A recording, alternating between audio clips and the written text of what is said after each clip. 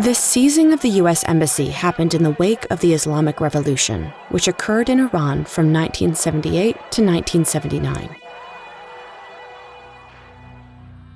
The roots of the revolution reached to at least 1953, when the CIA engineered a coup that restored full authority to Iran's monarch, Mohammad Reza Shah. The coup toppled Prime Minister Mohammad Mossadegh, who had nationalized the country's oil industry. British and U.S. oil companies profited from the change, and the Shah received massive U.S. aid, which he used to modernize the economy and to expand the military. The Shah's westernization agenda improved women's rights and raised the standard of living, though not for all Iranians. The transition away from traditional society minimized the influence of Muslim clerics, but they would later gain the support of secular liberals and communists in the revolution. Political parties and representative government were also marginalized by the Shah. Dissent was squelched by Savak, the secret police, who spied on, harassed, and tortured dissidents. Nevertheless, in 1978, mass demonstrations against the Shah's regime began, sparking a cycle of protest and violence. Many of those who took to the streets were inspired by Ayatollah Ruhollah Khomeini, a Shia cleric and scholar who had been exiled for speaking out against the Shah's reforms. On September 8th in Tehran, troops opened fire on demonstrators who were protesting the imposition of martial law. Many protesters were killed. While the Shah remained indecisive on how to respond to the protests, the revolutionary movement grew. In January 1979, the Shah and his family fled Iran. By February, Khomeini had returned to Iran, and the Shah's regime was effectively over. On April 1st, Khomeini declared Iran an Islamic republic. He was named Iran's political and religious leader for life. Conservative social values, an Islamic dress code, and punishments prescribed by Islamic law were reinstated. Opposition to the revolution was suppressed. Many Western-educated elites fled. Against his own better judgment, U.S. President Jimmy Carter was persuaded to allow the Shah to come to the United States for cancer treatment. Many in Iran were incensed by this news. On November 4th, a group of Iranian students aligned with Khomeini's religious agenda invaded the U.S. Embassy. More than 60 American hostages were seized. More than 50 of them were held for 444 days. Almost immediately, the resulting crisis became an unrelenting obsession for the American media.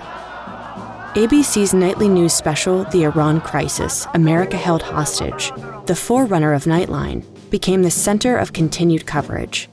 The hostage takers held frequent press conferences and issued public statements. Khomeini demanded that the Shah be extradited to Iran in exchange for the hostages' release. Carter refused.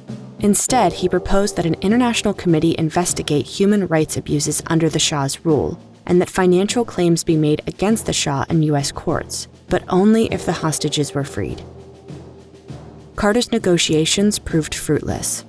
The U.S. responded by refusing to buy Iranian oil, froze billions of dollars of Iranian assets, and led a campaign of international diplomacy against Iran. Diplomats from various countries tried to intervene. Most dramatically, in January 1980, Canadian diplomats helped 6 Americans who hadn't yet been captured flee Iran. Their story was told in the Oscar-winning film Argo. Frustrated by the failure of negotiations, Carter authorized a rescue plan. In April 1980, a small U.S. task force landed in the Iranian desert with plans to rescue the hostages by helicopter. 2 out of 8 helicopters had been forced to turn back. When a third broke down, the mission was aborted, but not before one of the remaining helicopters collided with a support aircraft. 8 servicemen were killed. The responsibility is fully my own. In the aftermath of the attempt, we continue to hold the government of Iran responsible for the safety and for the early release of the American hostages who have been held so long. Secretary of State Cyrus Vance, who had opposed the mission in the first place, resigned. Carter's already damaged public image took another big hit. Neither the Shah's death on July 27, 1980, nor the economic embargo forced Iran's hand. Instead, it was the Iraqi invasion of Iran in September and the subsequent Iran-Iraq war that led to a resolution of the hostage crisis.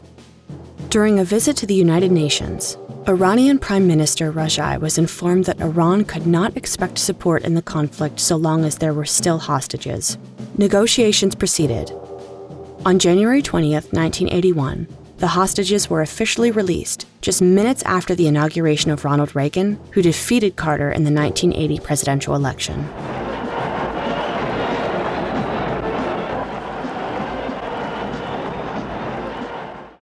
According to a conspiracy theory known as the October Surprise, the Reagan campaign made a deal to reward Iran for holding the hostages until after the election. Although a congressional investigation in the 1990s found no credible evidence of collusion, the theory has persisted.